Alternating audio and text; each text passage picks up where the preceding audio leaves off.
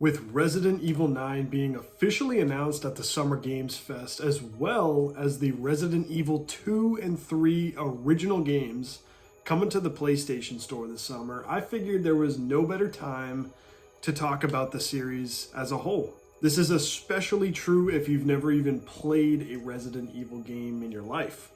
For most of my gaming life up until this point, I never was interested or thought about Resident Evil in general. I'm here to share my experience with Resident Evil and why you might consider playing one of the games, because for a long time I was never interested in Resident Evil, but in today's world it is one of my favorite video game franchises ever. So if you're on the fence about playing Resident Evil or you don't know where to get started with the series, this is a great video for you to check out because I'm going to be explaining my history with the series as well as what I recommend you play in the series.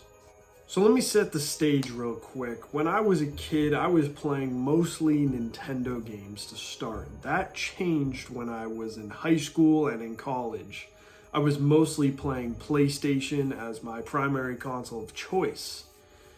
This led me to play a lot of the blockbuster games that you've seen, like Horizon Zero Dawn, God of War, Uncharted, all the big hitters that you see across the board. A few years in, things changed and I was starting to look for more mechanically deep and engaging games. Something that I wasn't used to playing and something that might have been more niche. One of these franchises that I considered at the time was Resident Evil, but for various reasons I actually actively avoided playing these games. The Resident Evil movies had a terrible reputation from what I heard.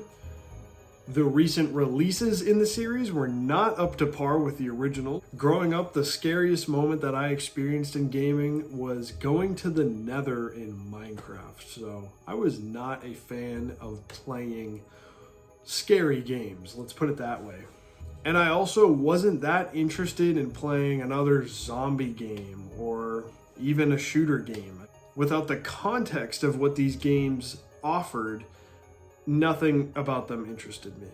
What I didn't realize is that a lot of mechanics that I enjoyed from these games that I had already played carried over into Resident Evil, as well as new mechanics that I didn't know about in video games. What I wasn't realizing is that these games that I had played, like God of War, like The Last of Us, and like Destiny, they were all pushing me into a direction that was more deliberate and thoughtful and challenging in its own ways. These are the things that I was looking for in my next set of games to play.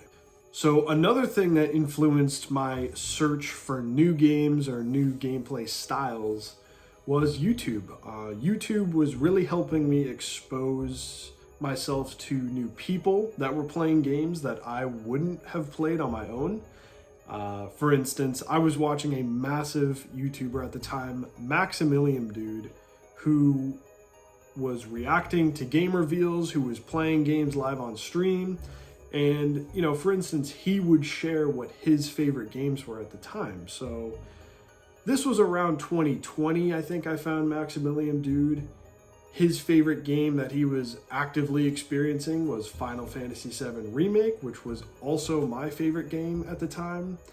And through watching various videos of his, I found that he was a big fan of the Resident Evil series. I didn't know why, I didn't really think too hard on it, but I did watch a video where he explained why Resident Evil 4 was one of his favorite games of all time. This led me into a spiral to try to figure out, okay, I've avoided the series for a long time now. What game would I play to kind of get a good grip on what this is all about? So a lot of things were culminating for me to eventually cave and play a Resident Evil game. There was influence from my favorite YouTubers. There was also a slight drought for me in terms of what I really wanted to play. And I was hearing a lot of positive news from the recently released Resident Evil games in the series. With all that being said, I actually purchased Resident Evil 2 as my first Resident Evil game, and it was only $10. Now, in this section of the video, I'm going to be showcasing Resident Evil 2. This is my favorite Resident Evil game in the series, and I'm going to briefly explain why it's hooked me in so much and what it's led me to experience as a fan. So the day that I got Resident Evil 2, I went in fully blind. No idea who the main characters were, no clue as to what the best weapons were or what the game, game structure was about. I just went in and started playing. From the moment this started, I was hooked. To put it simply, Resident Evil 2 Remake sets the tone of the game extremely well within the first 30 minutes of playing. You get introduced to the main characters of the story, you see what the world has turned into after a virus has spread, and you're also very immersed in the characters, their personalities, and what their missions are throughout the game. With this personalized introduction to the world of Resident Evil, it makes you care as a player to keep moving forward and to keep getting interested in what the characters are about to experience. To summarize the best aspects of the gameplay, my favorite mechanic in a video game to date is introduced in the Resident Evil series, and that is inventory management. Inventory management makes you very aware of what your character is holding in their inventory at a time. This could be weapons, ammo, recovery gear, puzzle items, or more. And you have to manage and track everything that your character carries while he's running around in a maze of sorts. You have to make trade-off decisions, whether or not you carry more healing items versus more attack ammo or weapons. You have to decide whether you should bring a puzzle piece to a new area or leave it there and come back to it at a later point. The idea of inventory management makes you think about where everything is in the world, and it also makes you keep track of where enemies are, where you should backtrack to, and where you should continue your progress within the game. Other elements that really grabbed my attention was the amount of on-the-fly puzzle solving that you would have to do with the environment. Let's say a door is locked from one side. You have to figure out how to get to the other side of the door by just exploring through a building. There's even enemies that might be guarding a certain section of a room that you have to get through somehow, and you decide whether to use shotgun ammo or grenades or even like a flashbang. You're constantly managing your resources and thinking about the best strategic ways to progress through the game. I really thought the story was very good. I loved the themes of government corruption, bioweapon experimentation, even the fragility of life. You start to meet these characters that have been personally affected by the events within the game, and you just become very attached to the different characters while you're playing the game. It's great. Another element that made this so much more immersive was wearing headphones and playing it in the dark. It sounds corny and it sounds pretty scary, but trust me, I wasn't a fan of horror up until this point, but it's more about the immersion in the world. Once you're immersed and making sure that you make the best decisions in the game, you become, it's like euphoric to figure out how to progress through this world while also being on the edge the entire time.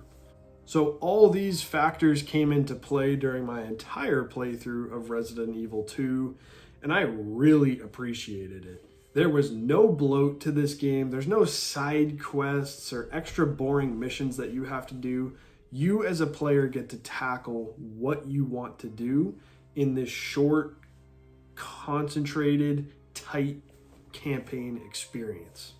So with all that being said, Resident Evil 2 quickly topped the charts for one of my favorite games that I've ever played on the PlayStation system. It's available on PC and Xbox as well, but I played this on PlayStation with the headphones on and, sitting on the couch in the dark, and it was just an amazing experience that I could really appreciate.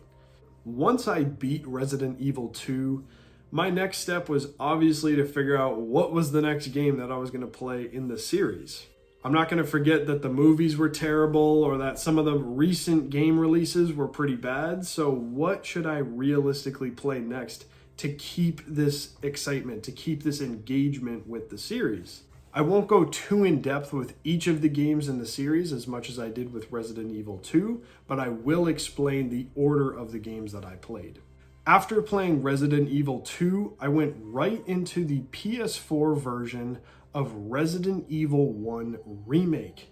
One of the game's unique features is that the camera system is locked to different perspectives in each room that you check out. This has led many to believe that the control scheme is pretty bad, but I think it's a very tactical and strategic game, and I'm a big fan of the tank controls.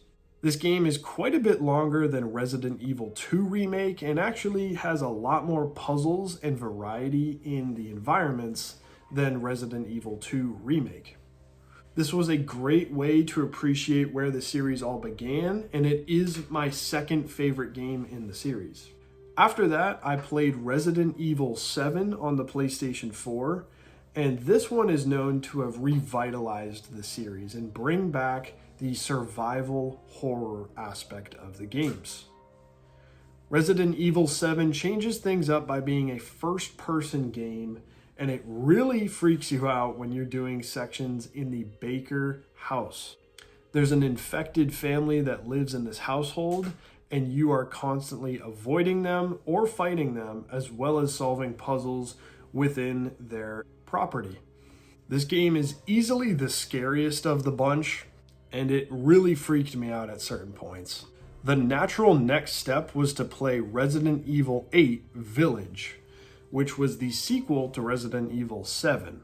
Because I had played Resident Evil 2, 1, and 7 up until this point, I was very excited to be able to play Village at launch as a new fan to the series.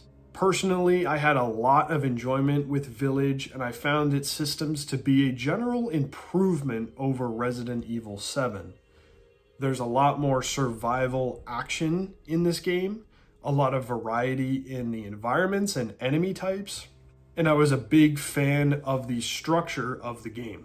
It copies a lot of gameplay mechanics from Resident Evil 4, which I hadn't played up until this point, but I understood what Resident Evil 4 did to make this game feel extremely fun to play.